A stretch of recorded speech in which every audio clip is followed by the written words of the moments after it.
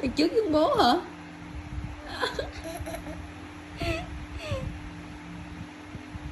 Nè.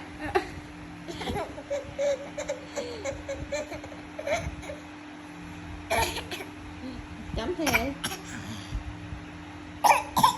Thì đó hả? Chấm thế.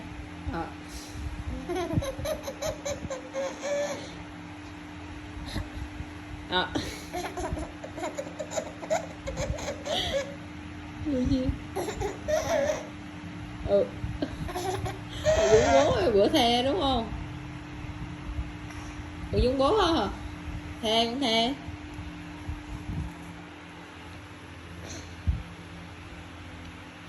Ừ.